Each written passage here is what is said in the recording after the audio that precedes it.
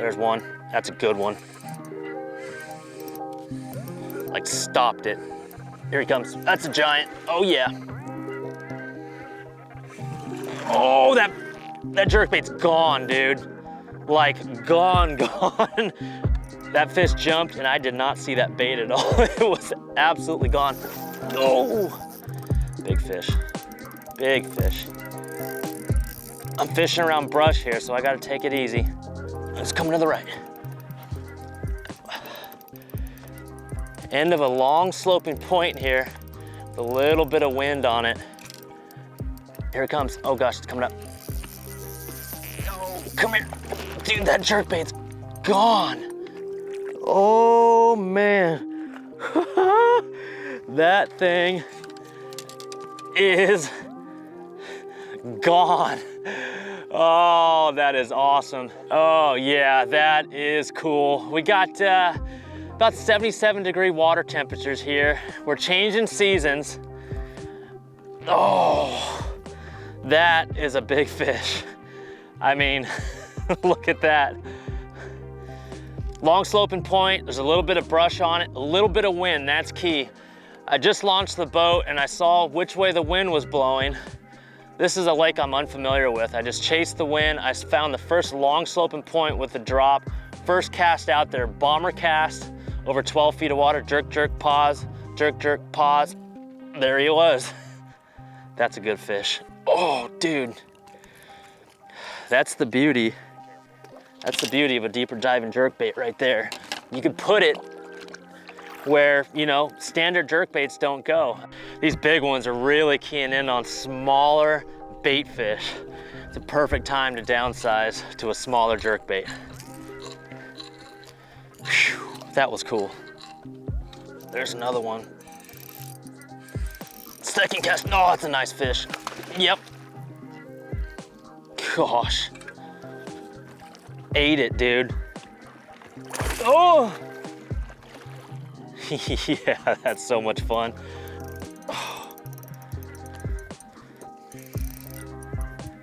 Oh yeah.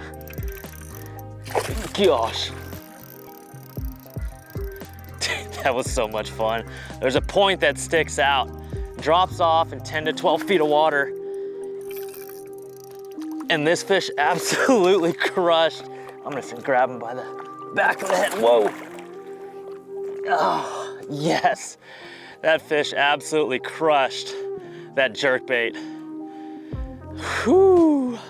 +1 Jr, man, got it down to about 8 feet of water over a long sloping point, jerk, jerk, pause. Go! Smashed it. That's a beautiful fish. That's why you downsize sometimes. There's a lot of boating pressure out here, a lot of fishing pressure on the lake we're at here. I downsized to the 110+1 Jr. Same erratic action as the original 110. It gets down a little deeper, but it's a smaller profile. That fish absolutely crushed it, man. That was fun. There's gotta be a whole lot more.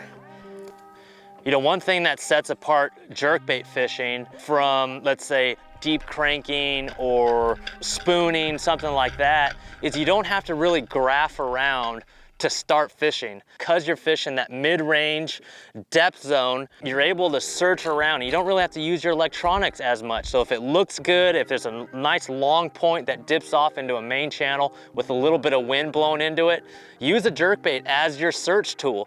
You don't have to graph over it and sonar it. Just fan cast all around the point here, and the fish will tell you whether they're there or not. And you don't necessarily have to see them. They'll let you know. So, you know, one thing about throwing a jerkbait on a spinning setup is, one, having the right action rod, but more importantly, having the right length of rod. Having a shorter than normal rod is gonna be more beneficial. One, you can make pinpoint casts if you're fishing around cover like I'm doing here, but more importantly, just when you go to jerk and you're jerking, fishing all day, you need something that's a sub 7-foot rod. 6'8", I like a Orochi XX Ronin. The main thing is the short butt. You can really maneuver that jerk bait as you cast it out there. You really, you know, you could jerk all day pretty much and not get caught up in your sleeves, in your armpit, in your shirt here. and it just allows you to really work that jerkbait up to its full potential. Left, right, left, right. My favorite cadence when fishing a spinning rod and either a 110 or a 110+1 or a 110+1 Junior, whatever it is, jerk, jerk, pause, jerk, pause, jerk, jerk, pause. And you know, in warmer water situations, whether it be in late summer, early fall, or in that May, June in the bass post-spawn, I really like a fast, erratic action, whether I'm fishing spotted bass, largemouth bass, or smallmouth bass. Jerk, jerk, pause, jerk, pause, jerk, jerk, pause. Just faster, just keeping that thing moving. Things are moving faster underneath the water. The shad are moving faster, the crawdads, the bluegill, everything's just moving faster the higher the water temperatures are. So you gotta match that with your cadence of the jerkbait. So general rule of thumb, the water's cold, 40s, 50s, it's a lot slower, a lot more pauses, and the higher that water temperature, as you get in the 70s and sometimes 80s, speed that sucker up. That's one. Oh yeah, crushed it, man. Dude, that's so much fun. It's like getting snagged on a tree, just dirt right into a tree. Oh, that's fun. Yep. And this color here, this color selection it's a little bit dark outside. It's kind of a little bit cloudy here, not pure sun. It's a little cloudy, so I whenever it's cloudy out, I like those real solid white colors.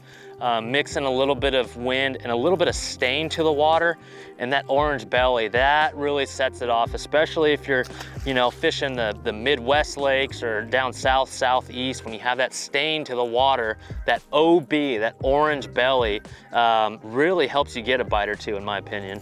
You really want to match kind of the color of the water to the opaqueness of a bait. The dirtier the water, the louder you can get, the oranges, the reds, the chartreuses.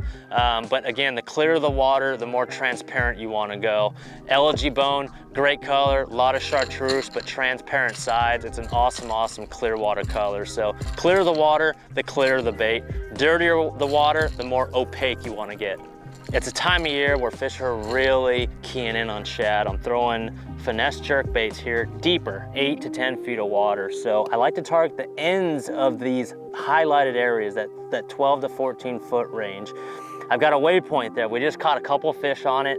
This is a long sloping point. You could tell that by the far topo lines. This void here of the topo lines, that means it's a long sloping point that comes out. In conjunction with the 360 imaging, I could pick out specific rock piles, specific trees and such. But whenever I hit a waypoint here, I like to spot lock down and really fan cast across that long sloping point with that jerkbait and really call up whatever lives there. So more importantly, we're always looking at which way the wind is blowing. And currently we have the wind blowing directly onto this point. That is perfect for jerkbait fishing. As that wind starts blowing directly onto that face of that point, that's a perfect scenario for a bass to come up and feed on erratic bait fish imitators like a jerkbait.